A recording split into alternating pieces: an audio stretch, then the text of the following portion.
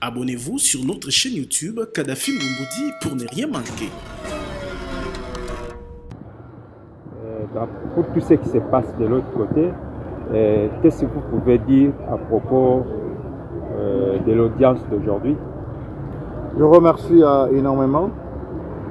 Logiquement, ce n'est pas le moment de faire déclaration à la presse, mais parce que vous êtes venu vers moi, Oui. par respect à vous. Oui. En fait, aujourd'hui, il était question, comme la première audience, M. Matata, qui a été principalement poursuivi, n'a pas été sur place. Et donc, on a pu renvoyer pour lui permettre de faire le déplacement des États-Unis pour comparaître. Et à l'audience du lundi, il s'est posé un problème d'interprète parce que M. Christ Gobler n'est pas le Congolais. Donc à l'audience d'aujourd'hui, tout le monde est là, les trois prévenus sont là. Et donc nous sommes passés à l'étape de préalable, ce qu'on appelle en droit les exceptions. Donc vous savez que ce dossier a été pendant devant la Cour constitutionnelle et que la Cour a rendu son arrêt. Cet arrêt-là est un arrêt qui a été un arrêt définitif parce que la Cour a décliné sa compétence en disant que dans un état de droit, pour qu'une personne soit jugée, la loi doit avoir prévu, au-delà de son juge naturel, oui, la loi doit avoir prévu aussi la procédure de sa justiciabilité. Et donc, pour un Premier ministre honoraire, jusqu'à aujourd'hui, il n'y a aucune disposition légale qui indique son juge. Okay? Les gens ont épilogué autour de théories d'interprétation et de la cristallisation d'infractions, mais aucune loi dans notre pays n'indique comment juger un Premier ministre et qui le juge. Donc, si les démarches ou bien les poursuites n'ont pas démarré au moment où il est en fonction, donc précédé par deux mécanismes de lever les immunités, donc l'autorisation de poser les actes et l'autorisation de les poursuivre, avec comme conséquence qu'il va perdre ses fonctions. La Cour va devoir déclarer, va devoir le déchoir. Nul ne peut affirmer aujourd'hui la compétence d'une juridiction à juger M. Matata Ponyo. Et donc c'est à ce niveau-là que nous sommes. M. Matata a déjà présenté ses moyens de droit. Après M. Matata, c'est maintenant l'équipe de M. Patrice Kitebi qui engage, qui présente ses moyens. Après M. Kitebi, ça va bien être M. Christ Grobler. Mais nous avons soulevé une batterie d'exceptions. J'ai la garantie que si le droit va être dit, il n'y a aucun juge qui peut aller au-delà de ces exceptions parce que nous avons posé la question de pourquoi nous sommes ici. Parce que la Cour constitutionnelle a dû se prononcer. Les dossiers étaient au greffe de la Cour constitutionnelle. Par quel mécanisme de droit les dossiers quittent le greffe de la Cour constitutionnelle pour se retrouver devant la Cour de cassation. Mais aussi, les faits pour lesquels M. Matata est poursuivi n'ont jamais été indiqués. Son juge comme Premier ministre relève de la Cour constitutionnelle. Son juge comme sénateur relève de la Cour de cassation. Mais les faits pour lesquels on vient à la Cour de cassation ne relèvent pas de sa qualité de sénateur. Et donc le juge est incompétent et cette incompétence est patente. Donc il n'y a plus rien à démontrer et nous attendons la décision de la Cour quant au préalable. S'il le rejette, il n'y a plus de la fierté à faire le droit. Je vous remercie. Ok, s'il vous plaît, maître. Alors tout cela doit se passer aujourd'hui même?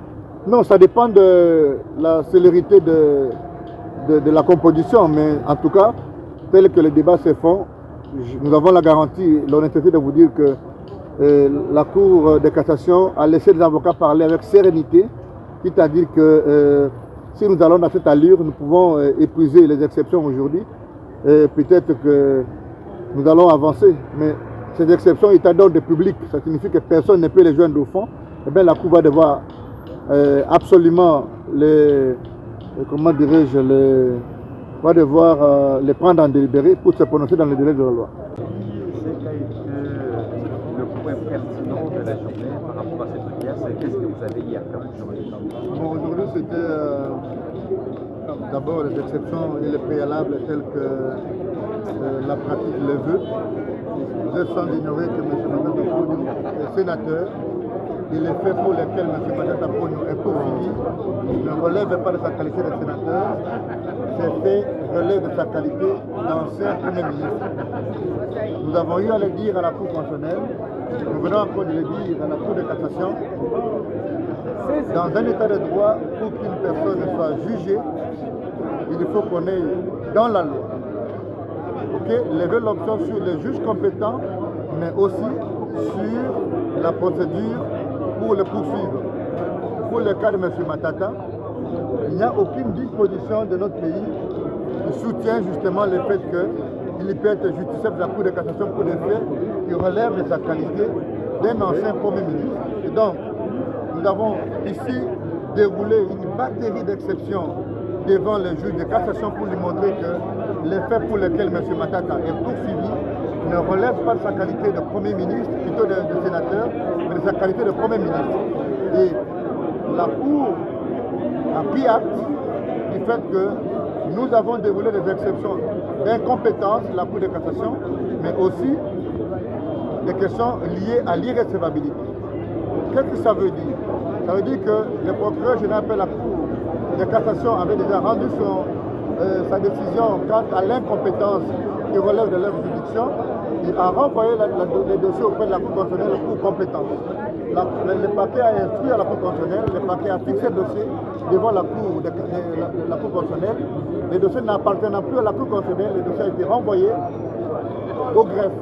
Alors, nous avons posé comme préalable à la Cour quel est le mécanisme qui fait que le dossier quitte le greffe de la Cour constitutionnelle vers la Cour de cassation, parce qu'il n'existe pas de passerelle en droit entre ces juridictions. La Cour de cassation est la juridiction supérieure de droit des judiciaires et que la Cour constitutionnelle est une juridiction d'exception. Deuxième chose, vous avez suivi dans le réseau la lettre de la ministre de la Justice adressée au procureur, qui va au-delà des champs de ce qu'on appelle l'injonction politique. Nous l'avons dénoncé parce que cela dessine un procès politique. Troisièmement, nous avons rappelé que la Cour constitutionnelle avait décidé dans son arrêt RP 001 que pour juger une personne, on doit avoir identifié son juge et surtout la procédure afférente. Et surtout, quand le président de la République ou le Premier ministre est condamné, la Cour prononce sa déchéance. Et dans la salle, vous avez vu, vous étiez témoin comme moi, il n'a pas existé le Premier ministre Samuel Kondé. On a vu M. Matata qui est un ancien Premier ministre. Et donc, ces exceptions sont donc imparables. Étant d'ordre public, le juge de la Cour de cassation n'a pas pu les joindre au fond comme des pratiques. Il a donc renvoyé l'affaire pour se prononcer dans les délais de la loi. Je vous remercie. Abonnez-vous sur notre chaîne YouTube Kadhafi Moumoudi pour ne rien manquer.